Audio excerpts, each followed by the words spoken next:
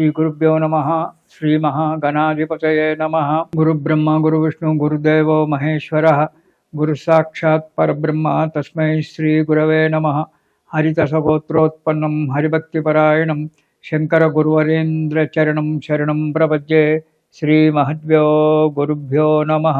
అరుణాం కరుణాతరంగితాక్షం ధృతపాశాంకుశ పుష్పభానచాపాం అనిమాదివ్రయూవృతాం అయోకైః అహమిత్యేవ విభావయేద్భవానీం.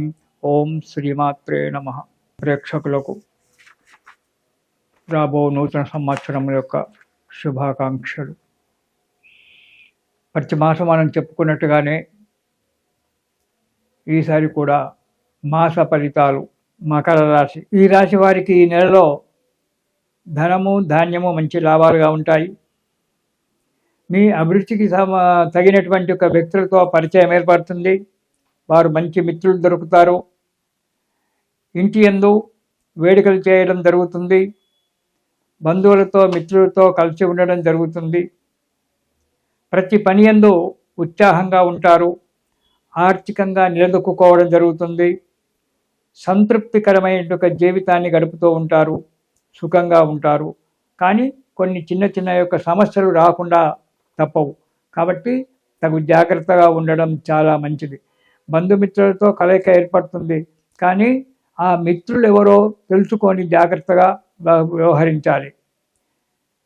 జీవనాధారం నందు కొంత ఒడిదుడుకులు ఉన్నప్పటికీ అవి చిన్న చిన్న సమస్యల చేత ఆ ఒడిదుడుకులు కూడా ఎదుగుతాయి. ఆర్థికంగా నిలుపుకోవడము, కొంతకాలం నుంచి మీరు ఎదురు చూస్తున్నటువంటి కొన్ని పనులు సఫలీకృతం కావడం కూడా జరుగుతుంది. సంతృప్తికరమైన జీవితం ఏర్పడడానికి ఆస్కారం ఉంది ఈ నెలలో మకర రాశి వారికి. 1వ వారం అనవసరంగా దేశ సంచారం. దేశాల మీద తిరుగుతుంటారు. ఎక్కడ తిరుగుతున్నారో ఎందుకు తిరుగుతున్నారో తెలియదు. ఇంట్లో చెప్పరు. మీరు ప్రయాణాలు చేస్తుంటారు అనవసరంగా. దానివల్ల ఆరోగ్యం దెబ్బతింటుంది. డబ్బు కూడా నష్టపోవడం అనేటువంటిది జరుగుతుంది. ఆప్త బంధువులకు, మీ దగ్గరి బంధువులకు, మీకు ఆత్మీయులైన బంధువులలో అనారోగ్యాలు ఏర్పడము, దానివల్ల కూడా మీరు కొంత డబ్బు ఖర్చు చేసుకోవడము అనేటువంటి జరుగుతుంది. శారీరకంగా నీరస పడిపోవడం జరుగుతుంది. అనవసరమైన ప్రయాణాలు చేయడం వల్ల ఆరోగ్యం దెబ్బతింటుంది. ఇక 2వ వారం ఇంటిలో భార్యాబిడ్డలతో కలహాలు ఏర్పడము. అవి చిన్న చిన్నవే, ఏదో కుటుంబంలో జరిగేటువంటి కలహాలు. వ్యవహారాలలో భార్యాబిడ్డలతో ఇంట్లో కలహాలు ఉన్నప్పటికీ బయట వ్యవహారాలలో చక్కని మంచిగా నెరవేరడము, 10 మందితో మెప్పు పడడము జరుగుతుంది.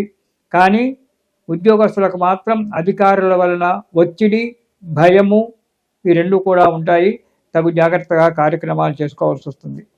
ఇక 3వ వారం వ్యాపార వ్యవహారాలు మంచిగానే ఉంటాయి. ఆదాయం కూడా బాగానే ఉంటుంది. కానీ సహోదరులతో, అంటే తోడబుట్టిన వాళ్ళతో, అన్న తమ్ముళ్ళతో కానీ అక్క చెల్లెళ్ళతో కానీ పోట్లాటలు రావడము, కొంత డబ్బు ఖర్చు కావడము, మాట పెరగడము, దానివల్ల ఇబ్బందులు ఏర్పడతాయి. చిన్న చిన్న ఆపదలు కూడా రావడానికి ఆస్కారం ఉంది. 3వ వారంలో మకర రాశి వారికి జాగ్రత్తగా ఉండడం చాలా మంచిది. ఇక 4వ వారం కనుక చూసుకున్నట్టయితే సదా విచారం, ఎప్పుడూ విచారంగానే ఉండడము, లావాదేవీల యందు జాగ్రత్త అవసరము, మానసిక చింతన ఉంటుంది. కాబట్టి ప్రతి విషయంలో జాగ్రత్త వ్యవహరించడం చాలా మంచిది. ఏ వ్యవహారం తలపెట్టినా, ఏ సంకల్పం చేసుకున్నా దాన్ని జాగ్రత్తగా నడుపుకుంటూ వెళ్ళడం చాలా మంచిది. ఇతరుల సలహా తీసుకోవడం చాలా మంచిది. కాకపోతే మీకు కోపం పెరిగిపోతుంది కాబట్టి ఆ కోపానికి అనుగుణంగా వాక్కులు వస్తాయి. కోపం పెరిగినప్పుడు కఠినమైన వాక్కులు వస్తాయి. ఆ వాక్కులను అదుపులో పెట్టుకొని ఎదుటి వ్యక్తులతో వ్యవహరించడం చాలా మంచిది. అలా చేసినట్టయితే మీకు కొంత శుభం కలగబోతుంది మకర రాశి వారికి. ఈ రాశివారు ఈ నెలలో దక్షిణామూర్తి పారాయణం చేయడం చాలా మంచిది. ప్రతిరోజు కూడా దక్షిణామూర్తి పారాయణం చేయండి. దానివల్ల మీకున్నటువంటి ఒక ఇబ్బందులు తొలగిపోయి సుఖంగా సంతోషంగా ఉంటారు. ఇది శుభం.